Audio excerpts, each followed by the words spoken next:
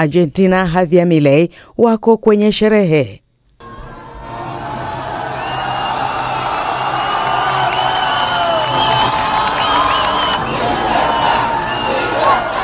Ni baada ya kushinda uchaguzi wa katikati ya muhula kwa 40%. Umetajwa kuwa ushindi mkubwa kwani wameongeza pia viti vingine 6 bungeni. Milei aliingia madarakani kwa sera za kubana matumizi ya serikali ambapo zimeungwa mkono wazi na Rais Trump.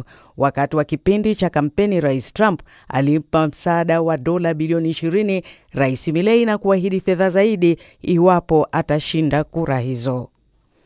Umoja wa Mataifa umetoa wito maelfu ya waathiriwa wa vita huko El Fasher waruhusiwe kuondoka kwa usalama. Waathiriwa hao wamekwama baada ya vikosi vya RSF kutangaza kwamba sasa vina udhibiti kikamilifu mji huo wa kusini magharibi mwa Sudan. Phyllis Mwate anayo maelezo zaidi. Mkuu wa kitengo hicho cha Umoja wa Mataifa kinachohusika na misaada ya kibinadamu, Tom Fletcher, amesema maelfu ya waathiriwa wa mashambulio ya vikosi hivyo vya RSF vilivyotokea eneo la mwisho lililokuwa linadhibitiwa na majeshi ya Sudan huko El Fasher wameshindwa kuhama mji huo kwa sababu za kiusalama kwani wanahofia maisha yao. Ametoa wito kwa waathiriwa hao waruhusiwe kuondoka kutoka eneo hilo hatari. Vita hivyo vya Sudan vilivyodumu miaka 2 sasa vimesababisha mauaji na majeraha kwa wengi wasio na hatia, huku mamilioni wengine wakilazimika kuyahama makazi yao. Watu 4 wamefariki katika makabiliano baina ya polisi na waandamanaji huko mjini Douala, Cameroon.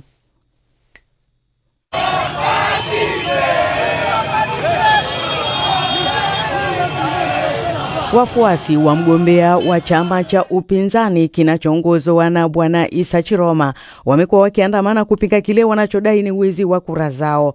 Matokeo ya uchaguzi huo wa tangu Oktoba 12 yanatarajiwa kutangazwa baadaye hii leo. Iwapo mgombea wa urais wa chama tawala Paul Biya ambaye ameitawala Cameroon kwa zaidi ya miaka 40 ndiye atatangazwa mshindi na ndiye rais aliye na umri wa juu zaidi duniani akiwa na umri wa miaka 92. Na mkuu wa sheria wa Venezuela amesema hamna shaka yoyote kuhusu nia ya Rais Trump kutaka kuipendua serikali ya Venezuela na hata kuitawala kikoloni. Hata hivyo, katika mahojiano yake na BBC, Bwana Tarek William Saab amesema Trump anapaswa kujua kwamba kwa miaka mingi CIA imekuwa ikijaribu kufanya hivyo kwa kila hila na mbinu, lakini zinafeli. Hii ni BBC. Muktasari wa habari za dunia umewasilishwa kwako na Jamhuri mwa Vyombo wakiwa studio zetu Nairobi. Unasikiliza Amka na BBC kutoka idhaa ya Kiswahili ya BBC ikikutangazia kwenye FM radio shirika nchini Tanzania ni pamoja na Capital FM na Bomba FM, Zenji FM visiwani Zanzibar. Kenya ni Mwenedu FM, Uganda Voice of Busoga, nchini DRC Radio Muungano Beni na internet katika bbcswahili.com. Matangazo haya pia tunapeperusha moja kwa moja kupitia ukurasa wetu wa Facebook BBC Swahili. Mimi ni Martha Saranga. Mamlaka ya Israel imesema timu kutoka Misri na kamati ya kimataifa msalaba mwekundu ICRC zimeruhusiwa kutafuta miili ya marehemu waliotekwa nyara wakati wa mashambulizi ya Oktoba 7 mwaka 2023. Serikali ya Israel imesema timu hizo zimeruhusiwa kutafuta kwa kiwango cha hali ya juu katika eneo linalodhibitiwa na jeshi la ulinzi la Israel huko Gaza. Siku ya Jumapili, vyombo vya habari vya Israel viliripoti kwamba wanachama wa Hamas pia wameruhusiwa kuingia katika eneo linalodhibitiwa na IDF huko Gaza kusaidia msako huo pamoja na timu za ICRC. Zaidi na David Inkia. Hamas imewahamisha mateka 15 kati ya 28 wa Israeli waliofariki chini ya awamu ya kwanza ya makubaliano kusitisha mapigano yaliyosimamiwa na Marekani ambayo yanaitaka kukabidhi miili yote ya mateka. Kundi hilo limesema sasa linashirikiana na mamlaka za Misri katika kufanya hivyo. Rais wa Marekani Donald Trump tayari ameionya Hamas kuanza kurejesha miili haraka au nchi nyingine zinazohusika katika amani hii zitachukua hatua kali. Mwakilishi wa shirika la Msalaba Mwekundu amesema kwamba kwa sasa jambo muhimu ni kufungua vivuko vyote kuingia Gaza. La muhimu zaidi litakuwa ni kufungua tena ukanda wa matibabu katika ukingo wa magharibi na hospitali za Jerusalem Mashariki. Na bila shaka tunataka kifungo cha Rafa kufunguliwa ili kusaidia kuhakikisha hilo. Wagonjwa wenye uhitaji wanaweza kwenda Misri. Msemaji wa Israel amesema timu ya Misri imeruhusiwa kufanya kazi na ICRC kutafuta miili hiyo na itatumia mashine za kuchimba visima na lori kutafuta katika maeneo yenye mazingira magumu. Misri, Qatar na Uturuki ni mtia saini mkuu wa mpango wa amani wa Gaza ulioratibiwa na Trump, ambao ulitoa saini katika mji wa Sharm el Sheikh wa Misri mapema mwezi huu. Hatua hii inatajwa kuungwa mkono na ndugu wa marehemu, wakitamani kuwapa mazishi yanayostahili jamaa zao ambao walikufa katika vita hivi. Taarifa yake David Nkia.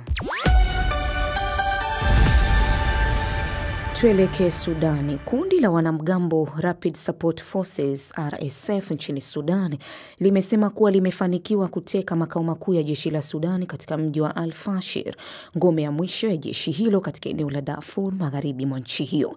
Video iliyochapishwa na RSF imeonyesha wanajeshi wake wakishangilia mbele ya bango la kambi ya jeshi la 6th Infantry.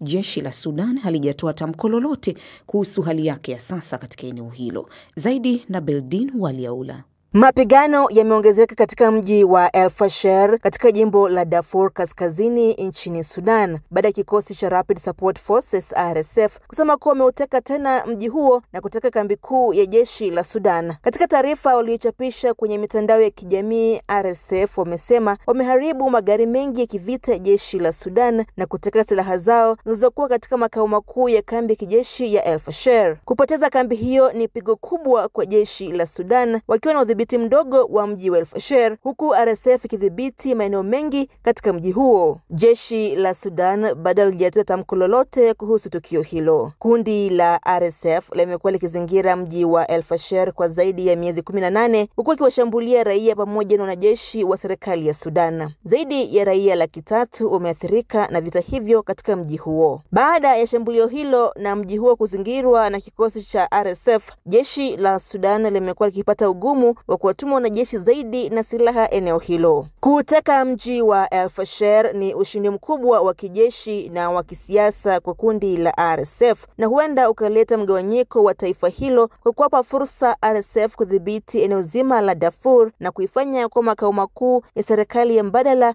walioizindua mapema mwaka huu. El Fasher ndio ulikuwa mji mkubwa pekee chini ya udhibiti wa jeshi la Sudan. Sasa kundi la RSF linadhibiti eneo kubwa la Darfur na Kordofan. Mapigano hayo yakiendelea, raia wa Sudan wanakumbwa na hali mbaya ya kibinadamu ikiwemo baa la njaa, huku RSF ikilaumiwa kutekeleza uhalifu wa kivita. Ni Beldin Waliaula. Sekta ya uchimbaji madini nchini Kameruni inachangia takriban 4% ya pato la taifa, huku mafuta na gesi vikiongoza sekta hiyo. Hata hivyo, uchimbaji wa madini bado haujaendelezwa vya kutosha. Wachimbaji wengi ni wadogo na wa kienyeji wanaofanya kazi bila zana za kisasa au mbinu bora za uchimbaji, jambo linalowaweka katika mazingira hatarishi na kuwafanya wakabiliwe na changamoto za kiafya.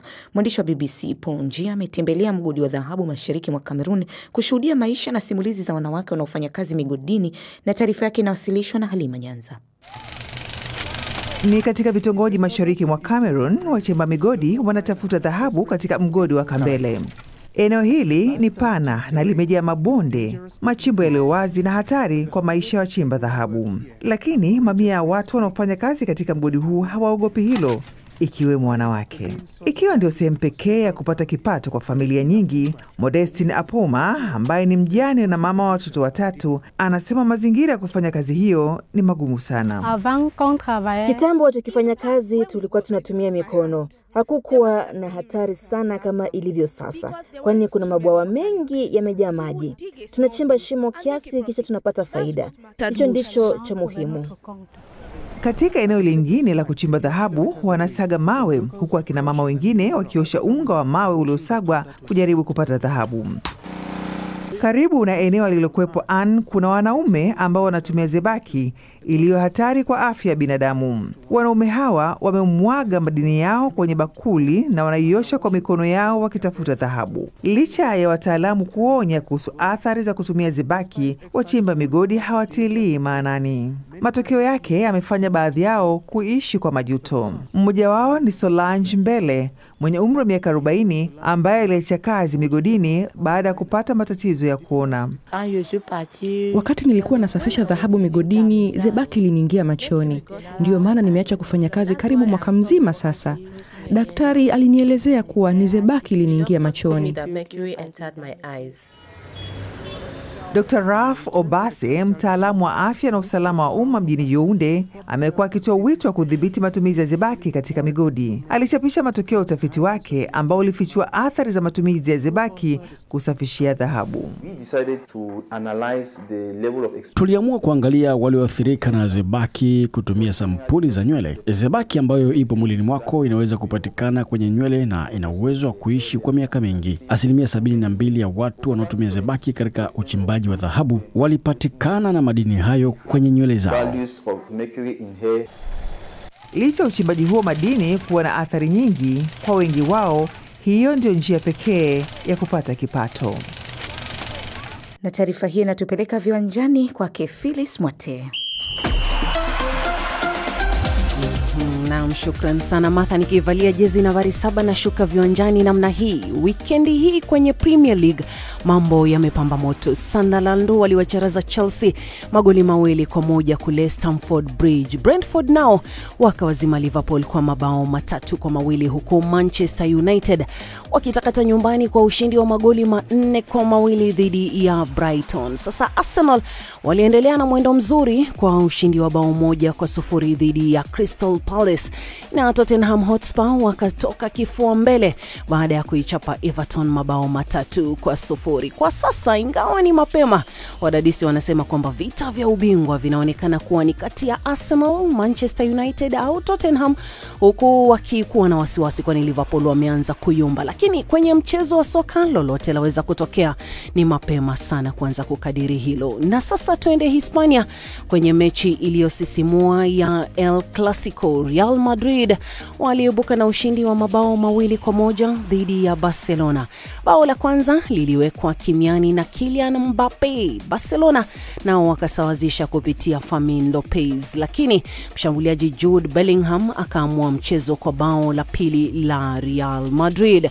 Mchezaji wa jezi namba 8 Pedri wa Barcelona alionyeshwa kadi nyekundu, na Real Madrid walionekana kudhibiti mchezo hadi mwisho wa ushindi wao. Lakini licha ya ushindi wa Real Madrid, mambo yanaonekana kuzidi kutokota kati ya Vinicius Junior na kocha Xabi Alonso. Namba 7 huyo aliguna na kulalamika baada ya kupumzishwa mnamo dakika ya 72, na kocha wake anasema kwa sasa wanafurahia matokeo ya ushindi, kisha bila shaka itambidi yeye na Vini wawe na mazungumzo muhimu. Na kwenye mashindano ya Formula 1 nikimalizia, Lando Norris wa McLaren alichukua uongozi wa ubingwa kwa mara ya kwanza tangu Aprili kwa ushindi mkubwa katika Mexico City Grand Prix. Sasa Norris anaongoza ubingwa kwa point 1 pekee kutoka kwa mwenzake Oscar Piastri, na Max Verstappen wa Red Bull ambaye alimaliza watatu nyuma ya Charles Leclerc wa Ferrari yuko pointi 36 nje ya uongozi, zikiwa